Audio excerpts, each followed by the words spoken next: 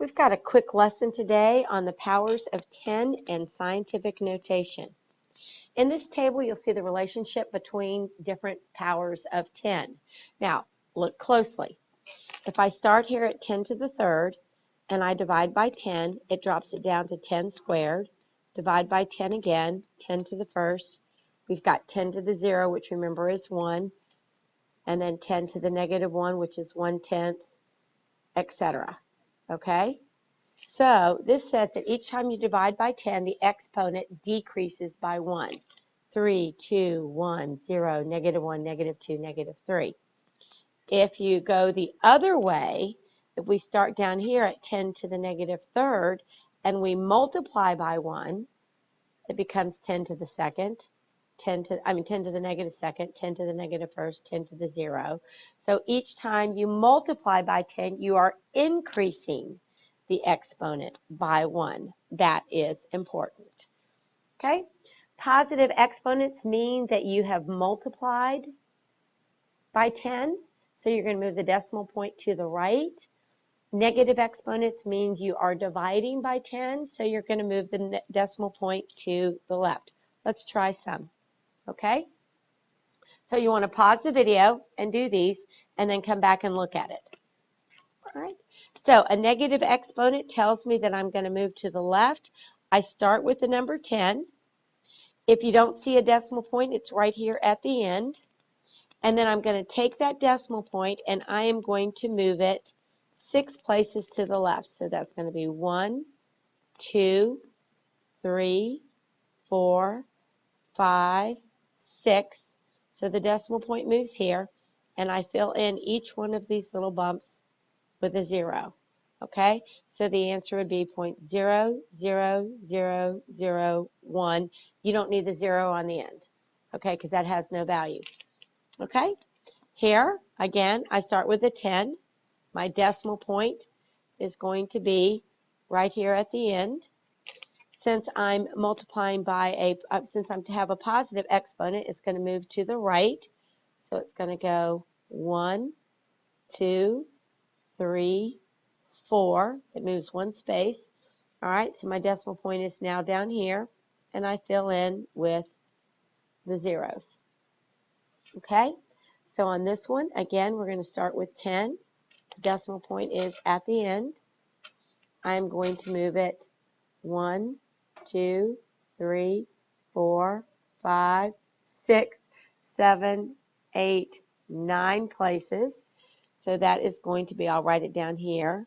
All right, I'm going to fill it in. 1, 2, 3, 4, 5, 6, 7, 8, 9. Now, I'm hoping you're getting the feeling that positive exponents mean larger numbers and negative exponents mean smaller numbers. Let's do the reverse of that now.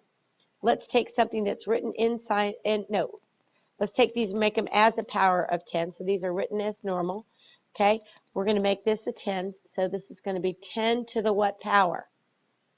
Okay, if this was a 10, let's put a decimal point right here. If this was a 10, I would move this decimal point how many places?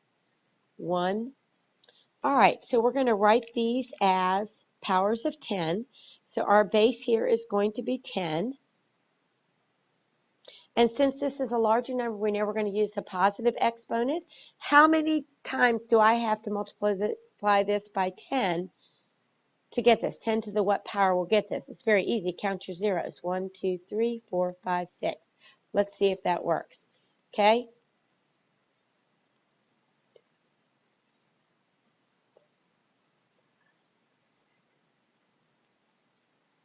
Okay?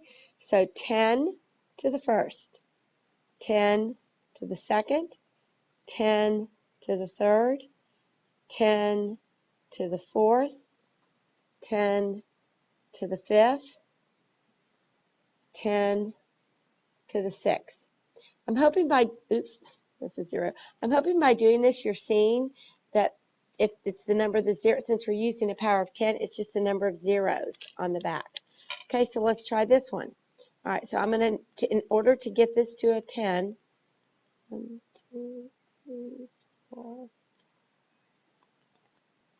If you remember correctly, 10 to the 0 power is equal to 1.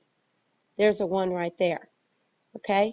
So this would be 1/10. That's 1, 2, 3, 4 places I have to move this. So this is going to give me 10 to the negative 4th. Okay? Again, 10 to the 0 power is 1 here. So when I multiply by 10 one time, that gives me 10, 2, 3. So this one will give me 10 to the 3rd. Okay, you'll notice that we use the base of 10 for each one of those. Okay, you can also rewrite numbers that are multiplied by a power of 10, but instead of having a base of 10, you're going to start with the number. So in this case, I have 23.89 times 10 to the 8th. So I start with 23.89. My decimal point is going to be right here. And since I'm multiplying by 10 8 times, I'm going to take this decimal point and move it 1, 2, 3, 4, 5, 6, 7, 8 times, and I need to fill in with zeros. Now you'll notice I only put 6 zeros there because it was here. So that's 1, 2. The first 2 moves got past the 8 and the 9, and then 6 more after that. Okay? All right, for this next one, I'm start with 467. Now, where's your decimal point when you don't see it? It's at the end. And we're going to move this one negative 3 times, so it means to the left, 1, 2, 3, and there was no need to add any zeros there. Okay? All right, scientific notation is the special use of the powers of tens. It's used to write very large numbers or very, very small numbers in a way that's manageable. The first part is always going to be a number that is greater than or equal to 1 and less than 10. So basically, it has 1 digit in front of the decimal point, and that's it. No 2 digits, 1 digit. You can have as many digits behind it, but 1 in front. Then the power of 10 that's on the end is what gives it its value. So for instance, this first one, 3.5 times 10 to the 11th is actually 3, and then I multiply by 10 11 times. So the first one's going to get on the 5, so that's 1, 2, 3, 4, 5, 6, 7, 8, 9, 10. Now that's a pretty large number, isn't it? That number is a lot larger than 3.5. That power of 10 is what gives it its value.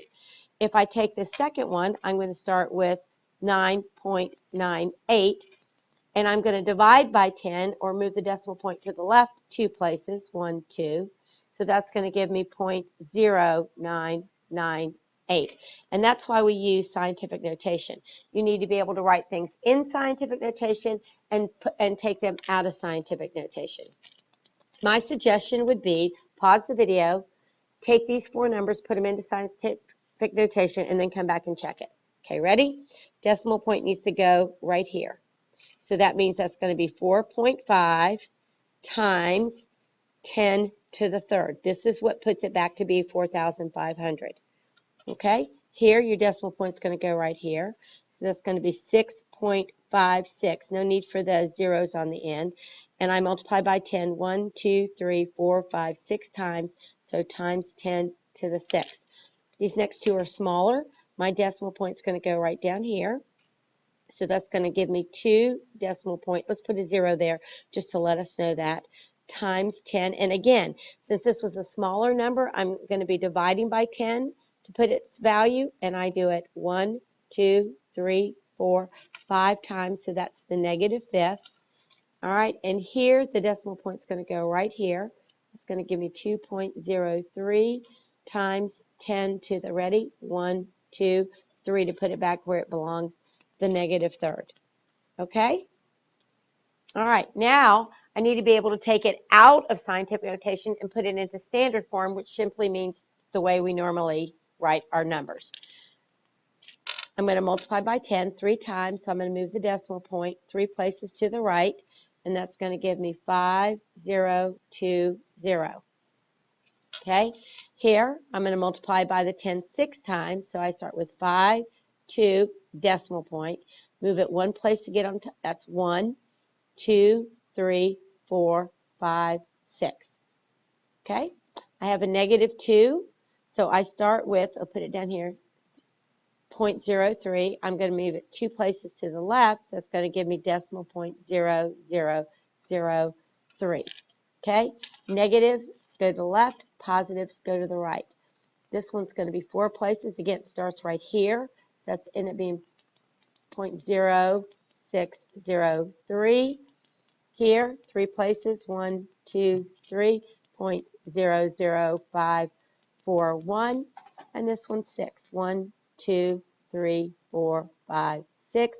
Fill in with zeros. That's 4 zeros in the front. A 2, 2, 8, 1. That's it.